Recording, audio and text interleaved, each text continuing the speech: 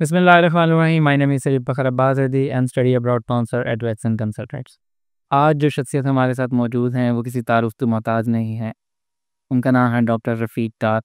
Sir अस्सलाम वालेकुम। वालेकुम अस्सलाम। आज हम उनसे जानना चाहेंगे कि फ़्रांस में ज़ीरो ट्यूशन फ़ीस के साथ पाकिस्तानी स्टूडेंट्स कैसे स्टडी कर सकते हैं। उनका फ़्रांस में कभी बहुत ज़्यादा एक्सपीरियंस है, उनकी स्टडीज़ भी वहाँ की हैं। तो आज हम डॉक्टर डार से जानना चाहेंगे।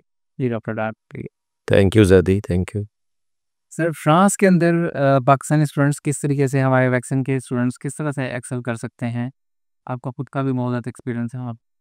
देखिए लोगों के पास अवेयरनेस नहीं होती, लोगों के पास नॉलेज नहीं होता। फिर ये है कि जिनके पास नॉलेज होता है वो उनको एक्सपर्टीज़ नहीं होती कि आपने अप्लाई कैसे करना है।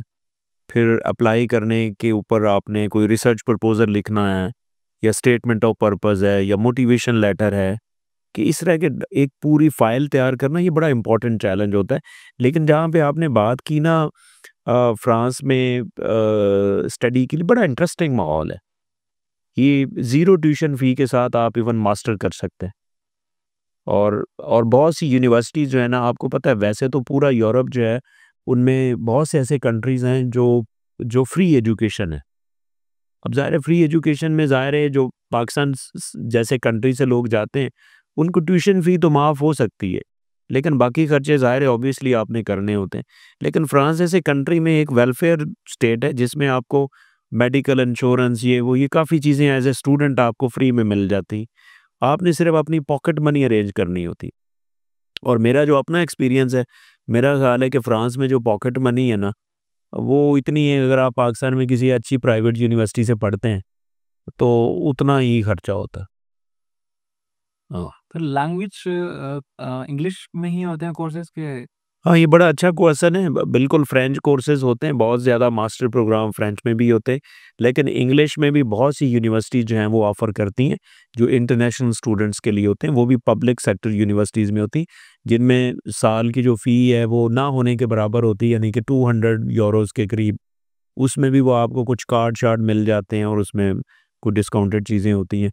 तो इसलिए वो एक फ्री ज़ीरो ट्यूशन फ़ी वाला हिसाब होता है, तो इंग्लिश प्रोग्राम मिल जाते हैं। सर फ्रांस में भी 1 ईयर मास्टर कोर्स है और 2 ईयर मास्टर कोर्स है। देखिए, फ्रांस के अंदर जो ऑफ़िशियल मास्टर प्रोग्राम है वो 2 ईयर ही है। उसको यानी M1 फर्स्ट ईयर को कहते हैं, M2 सेकंड ईयर को कहते हैं, मास्टर के सेकंड ईयर को। लेकिन ये है कि हमारे जो पाकिस्तानी स्टूडेंट्स हैं उनको ना काफ़ी एज मिल जाता है। अगर हमारे पाकिस्तानी स्टूडेंट जो हैं वो 4 ईयर डिग्री लेके जाते हैं, जो BS ऑनर जिसे कहते हैं। तो उसके बाद सम टाइम अगर उसका प्रोफ़ाइल बच्चे का अच्छा है, उसकी CGPA अच्छी है, उसका ग्रेड अच्छा है या उसने कोई पेपर लिखा हो ऑलरेडी, उसने रिसर्च प्रोजेक्ट किया हुआ है कुछ, तो हो सकता है उसको डायरेक्ट ही सेकंड ईयर में डाल दें, यानी कि M2 में डाल दें। तो बहुत से लोग जो हैं वो डायरेक्ट M2 में चले जाते हैं, M2 में जाते ही नहीं। और इंटरेस्टिंग बात ये होती है कि फ्रांस में जो M2 प्रोग्राम होता है ना, वो सारा ही रिसर्च प्रोग्राम होता है। यानी आप थ्योरेटिकली जाते ही नहीं है। यानी कि जो मास्टर प्रोग्राम है फ्रांस में वो 2 साल का है। उसमें पहला साल थ्योरी थ्योरी होती है और दूसरा साल वो सारा रिसर्च प्रोग्राम होता है। आपने एंड पे एक रिसर्च रिपोर्ट लिखनी होती है। तो वो आपके लिए बड़ा इंटरेस्टिंग है। तो आप डायरेक्ट रिसर्च में जाएँ। और ज़्यादातर जो होता है कि जब आप रिसर्च में जाते हैं ना डायरेक्ट, तो जिस लैब में आप रिसर्च करते हैं, आपका एडमिशन जब हो जाता है, जिस लैब में आप रिसर्च करते हैं ना, वो रिसर्च लैब आपको 650 यूरो पर मंथ स्टाइपेंड भी देती है। इसका मतलब है कि आपकी पॉकेट मनी वैसे ही निकल जाती।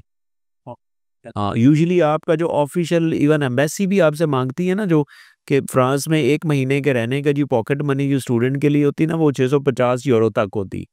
तो ये अच्छे खासे पैसे होते हैं, यानी कि आप 200-300 का आप रूम ले लेते हैं और 300-400 आपकी जो आराम से जो मर्ज़ी खाएँ, ग्रोसरी करें।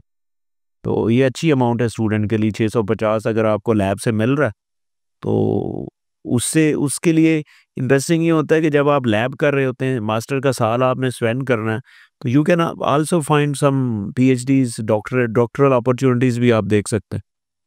तो ये बड़ा अच्छा हो जाता है। सर स्टूडेंट्स को काम स्टडीज़ के साथ-साथ काम करना अलाउ होता है कुछ? जी, जी, बिल्कुल फ्रांस में आप बिल्कुल 20 घंटे जो है वो 1 हफ्ते में कर सकते हैं। तो बिल्कुल आपको लीगली आपको अलाउ है। लीगली आपको अलाउ है। और सर जब उनकी डिग्री कंप्लीट हो जाती जी। तो उनको पोस्ट स्टडी वर्क परमिट जो है वो दिया जाता है वहाँ? मिल जाता है, उसमें भी ऑप्शंस होती हैं कि आपने जॉब ढूँढनी है और ठीक है, वो जॉब सर्च वीज़ा मिल जाता है। हाँ, ठीक है, या आपने डॉक्टरेट करना है तो लेकिन ये है कि आपकी कोशिश ये होनी चाहिए कि आप जो है वो ड्यूरिंग मास्टर प्रोग्राम आप कोई पीएचडी जो है ना वो हंट कर लें कहीं से। ठीक है, आप जहाँ पे काम कर रहे हैं, आप इतना अच्छा काम करें कि वही सुपरवाइज़र आपको पीएचडी ऑफ़र कर दे। ठीक है, तो फंडिंग बहुत अवेलेबल होती हैं, ये प्रोफ़ेसर्स के पास पीएचडी फंड्स होते हैं, तो वो मतलब आपको मास्टर से उधर पीएचडी में भी जा सकते हैं बिल्कुल जा सकते हैं, बिल्कुल आप अगर अच्छा आपको सुपरवाइज़र अगर आपको अच्छा देख रहा है कि आप बहुत अच्छा काम कर रहे हैं, तो आपको पीएचडी ऑफ़र कर देता है। You can continue PhD after your master program. Sir आपसे एक लास्ट क्वेश्चन है सर, स्टूडेंट्स के लिए वहाँ पे डिपेंडेंस अलाउ है कि उनके साथ डिपेंडेंट्स जा सकते जी, डिपेंडेंट बिल्कुल जा सकते हैं। देखिए, जिस तरह अब यूके ने रिसेंटली जो है वो डिपेंडेंट्स जो मास्टर प्रोग्राम के लिए डिपेंडेंट्स जो है ना वो बंद किए, लेकिन आप फ्रांस में डिपेंडेंट्स लेके जा सकते हैं, वो मसला नहीं। हैं? मैं भी पढ़ रहा था यूके में जो है वो रिसर्च प्रोग्राम के लिए भी उसमें आप डिपेंडेंस लेके जा सकते हैं यूके में भी। जी, यूके में जो रिसर्च डिग्री है वो ज़ाहिर है कुछ मास्टर प्रोग्राम रिसर्च के होते हैं क्योंकि उसका जो टाइम है वो एक्सटेंड हो जाता है, 1 साल से ज़्यादा चला जाता है।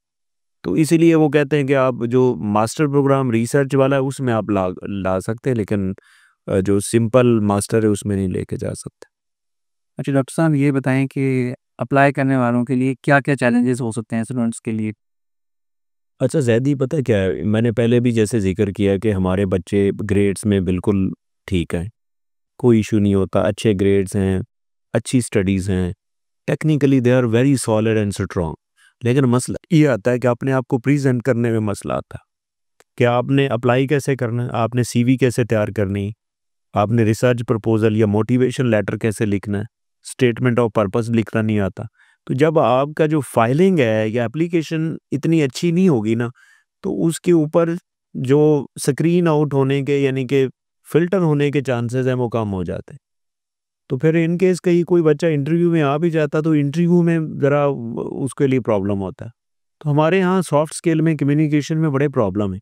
तो मेरा ख़्याल है इन चीज़ों के ऊपर काम किया जाए, प्रॉपर एप्लीकेशन डाली जाए, प्रॉपर उसको फाइल किया जाए, proper motivation letter, proper CV, statement of purpose सारी चीज़ें अगर अच्छी हों, तो मेरा ख़्याल है कि आप आपके बड़े चांसेस हैं कि आप वो हंट कर सकते हैं। ठीक है sir. Thank you so much. Thank you viewers. I hope कि आपको आज का ये पॉडकास्ट बड़ा इन्फॉर्मेटिव लगा होगा but still if you have any question please write us in the comment section. Definitely give with answer. Thank you.